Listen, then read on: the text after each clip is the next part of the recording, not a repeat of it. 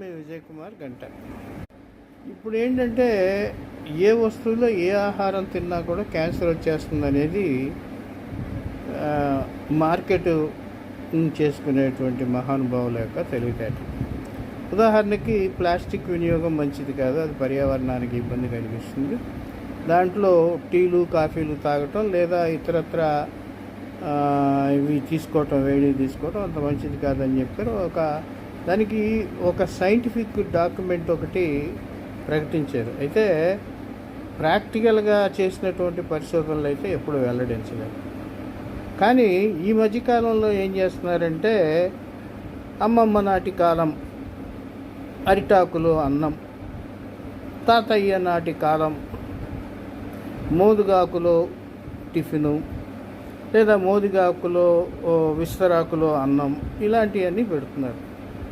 మంచిది.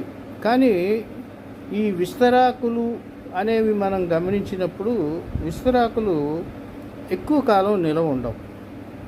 వీటిల్లో పురుగు చేరుతుంది, పెంకు పురుగు చేరుతుంది, సన్నటి పురుగు చేరుతుంది. అవి కడిగితే పోతాయి అనుకోవటం కూడా భ్రమే. కానీ ఇవి మన ఆహారంతో పాటు శరీరంలోకి వెళ్ళిపోయి లోపల చేయాల్సినంత డ్యామేజ్ చేస్తాయి. సాధారణంగా మనం ఈ బద్దె పురుగు అనుకుంటాం, టీనియా సోలియం అనేది, అది చాలా ఈజీగా చాలా చోట్లకి అది విస్తరించేస్తుంది.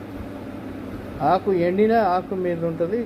అది శరీరంలో మనం తీసుకున్న ఆహారం ద్వారా వెళ్ళి ఖచ్చితంగా మెదడు గుచ్చుకుంటుంది, తలనొప్పి పెరుగుద్ది, అనేక సమస్యలు ఉంటాయి.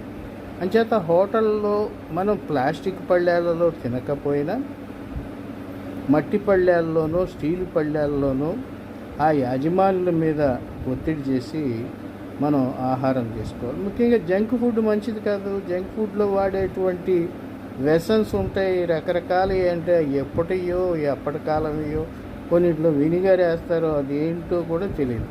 అంచేత వేడి తినండి. వాటిని ఈ ఆకులు అంటే మోదుగాకుల్లో వాటిల్లో వీటిల్లో మీకు ఇంకో విషయం తెలిసి అరిటాకులు నానబెడతారు. అరిటాకు నానిపోతే అది పాసిపోయి దాని మీద బ్యాక్టీరియా వస్తుంది. ఆ బ్యాక్టీరియా ఆకుల్లో తింటే లేనిపోని ఉదర సంబంధమైనటువంటి సమస్యలు.